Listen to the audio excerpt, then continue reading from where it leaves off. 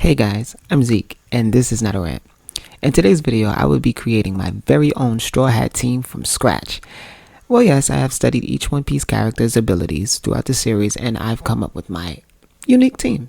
My team won't have some of the OP characters, so sorry Blackbeard and Enel. However, Devil Fruit users are permitted. Alright, with all that said, let's start with the countdown. Luffy and his crew often find themselves up against strong opponents, and without any research or knowledge of the enemy, fights can be deadly. So I thought of a remedy to that by recruiting Viola. Viola made her appearance in the Dressrosa arc and quickly caught my interest with her abilities. With the Gero Gero no Mi, or Glare Glare Fruit, Viola can see into the future with her clairvoyance. Her abilities gave the Straw Hats a lot of trouble, but this time she's on my team. Viola can be the eyes and ears from afar, alerting us of any incoming dangers. Viola's allegiance is the key element in making my team the best, but she needs help from the next contender, who's rather on the disgusting side. Coming in at number 2 is the pervert, worm, slime or whatever he is, Vanderdecken the 9th. Now I really didn't want to recruit this guy because he's a gross and creepy, but hey, so is Treble. I find Vander repulsive and offensive, and I can't stand the thought of him actually marrying Shirahoshi. But I'm not trying to marry the guy, I'm just trying to build an impregnable defense. With that said, with the use of the Vander's Mato Mato no Mi, the crew has a chance to defeat the enemy before things get too dangerous. Vander acts as the hitman, and with the combination of Viola's Glare Glare Fruit, them two can act as a team to get rid of the threat a lot quicker. Of course, it wouldn't be easy considering in order for Vander's ability to activate, he needs to touch the target. This brings me to my next recruit. For the first half of the team, I was thinking about a stealthy approach without too much hassle. So after a few strolls, I decided to go with Captain Smoker. Captain Smoker isn't as lethal as the other Logia types, so I made an exception for him. I plan to use his Mako Mako no Mi to aid Vander in marking the target. You know, he can infiltrate the enemy's base of operation, or whatever, touch the target, and boom. A month or so later, the enemy is gone, securing the crew another day on their dangerous journey. Also, Smoke is an impressive fighter, which isn't something to go unnoticed. Now that my team of assassins are created, it's time to stay focused at the task at hand. After analyzing my crew's strengths and weaknesses, I noticed that they are missing an important element. I want my team to be well balanced physically and mentally, but not OP. So I need some genius on board who knows their way around the Grand Line and New World. Only one person that comes to mind in such a dire situation is Nico Robin. Nico Robin, being a descendant of O'Hara and a genius archaeologist with skills and reading the elusive poneglyphs, is the element I need. With Robin's skills, the crew can search for the hidden poneglyphs while collecting treasure and information that could aid them on their perilous journey. Not to mention her skills, which can be used as an assassination approach as well. Unlike the other list of assassins, Robin is a little morbid when it comes to collecting information. Spreading her limbs and extremities anywhere she pleases isn't the usual stealthy approach most villains or adversaries anticipate when trying to gain intel. Well, now it's safe to say that my team is practically invincible. Well, it can be with the next contender. I'm really not sure about this one at all. This recruit leaves a bad taste in my mouth, and I would never dub this one Assassin. I have a lot of Devil Fruit users aboard the team, and traveling on a ship in the middle of the sea is a recipe for danger. If I want to have support on land, I also need support in the sea. So here's the next recruit, the very timid, sheltered, and a bit of a crybaby, Shirahoshi. Shirahoshi is the Princess of the Sea and King Neptune's daughter. I plan to have Shirahoshi give the crew's coverage from under the sea. With this, she can protect them from underwater threats. That should be no problem for her since she possesses Poseidon's ability to control the Sea Kings. Since Shirahoshi is a mermaid, she's seabound and can't come on land too often, which makes for her a little security when the crew is away.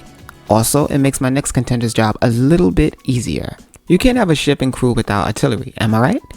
Yeah, I'm right. I figured that the journey with the crew is perilous, and I can't count on their abilities alone to get them out of situations. If it was that easy, Impel Down would have probably never aired, and such a dynamic arc would have went to waste. My next recruit will be the super spandex wearing, cola drinking Franky. Franky's skills as a shipwright is essential for my crew and their travels through the Grand Line and beyond.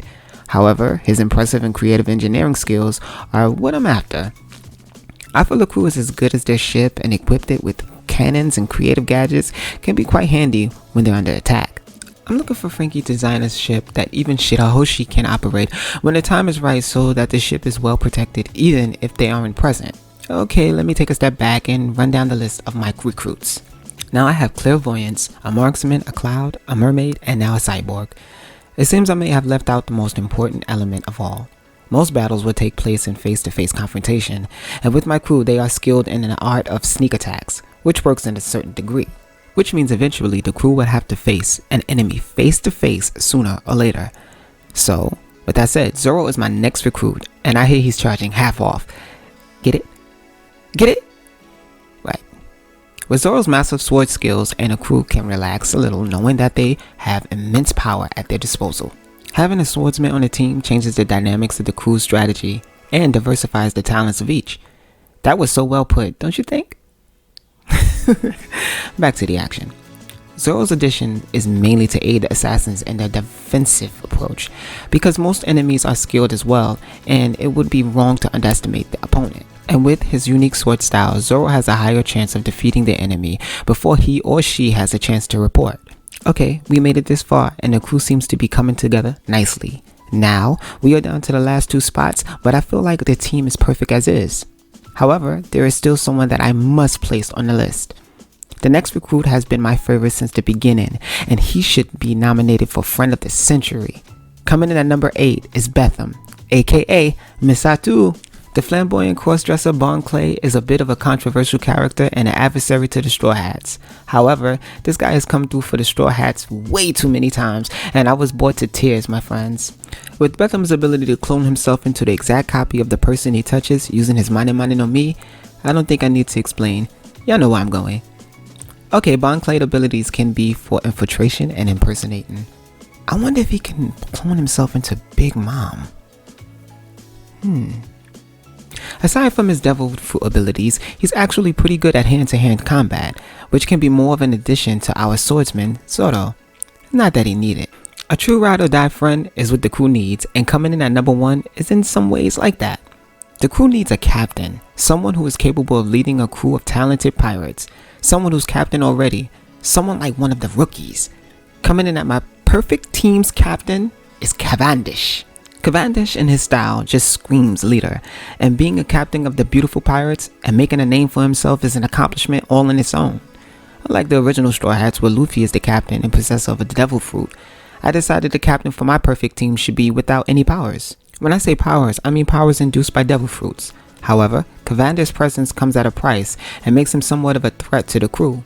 Once he sleeps, the best thing to do as a precaution is to tie him up and keep him safe from everyone. But this works as a double standard because Hakuba can unleash his attacks on any unsuspecting pirates. Call that a sneak attack if you will. Also, it doesn't hurt to be a little famous. Well, it kinda does because everyone would try to take you out.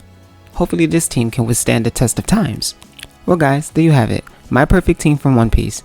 I hope some of your faves was able to make the team, and if they didn't, leave a comment on who you would like to see in the next team. Thank you so much for tuning in. I'm your host Zeke, and this is Not a Rant.